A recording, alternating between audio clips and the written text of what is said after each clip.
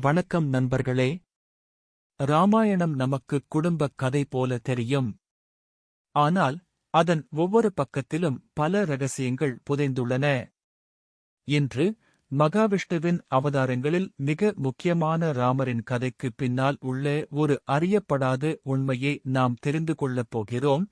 ஒருமுறை மகாவிஷ்ணுவை சந்திப்பதற்காக நாரத முனிவர் வைகுண்டம் சென்றார். அங்கே விஷ்ணுவின் அழகையும் கம்பீரத்தையும் கண்டு பிரமித்து நின்ற நாரதர் அவரிடம் ஒரு அரிய வரம் கேட்டார். அந்த வரம் என்ன தெரியுமா? தாங்கள் எப்போதும் ஒரு கடவுளாகவே இருக்கிறீர்கள். ஒரு ராஜகுமாரனாக சாதாரண வாழ்க்கையை வாழும் உம்மை பார்க்க நான் ஆசைப்படுகிறேன். தாங்கள் மனித அவதாரம் எடுக்க வேண்டும் என்று நாரதர் வேண்டினார்.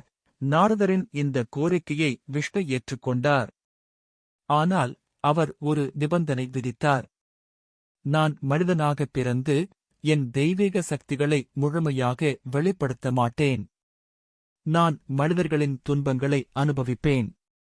அப்போதுதான் மனிதன் எப்படி தர்ம வழியில் வாழ வேண்டும் என்பதை இந்த உலகம் உணரும். நாரதரும் அதற்கு ஒப்புக்கொண்டார். அவர் ஒரு கடவுளாக இருந்தும் தன்னுடைய தெய்வீக சக்திகளை பயன்படுத்தாமல் ஒரு சாதாரண மனிதன் போல துன்பங்களை அனுபவித்தார். சீதையை இழந்தபோது கதறினார். வானரங்களின் உதவியை நாடினார். ராவணனை வெல்ல கடும் போர் புரிந்தார். ஒரு கடவுளுக்குரிய அம்பு, வில் போன்ற ஆயுதங்களை மட்டுமே பயன்படுத்தினார். தனது தெய்வீக சக்தியை வெளிப்படுத்தவில்லை. இப்படிப்பட்ட ஒரு அவதாரத்தை இந்த உலகிற்கு கொடுத்தது நாரத முனிவர்தான்.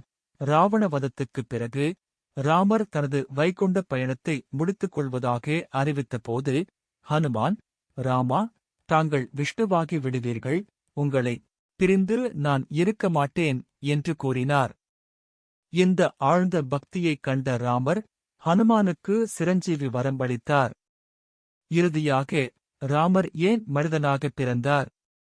ஏனென்றால் ஒரு மனிதன் எப்படி தர்ம வழியில் வாழ வேண்டும், தனது கடமைகளை நிறைவேற்ற வேண்டும், எப்படி துன்பங்களை கடந்து வெற்றி பெற வேண்டும் என்பதை இந்த உலகிற்கு உணர்த்தவே.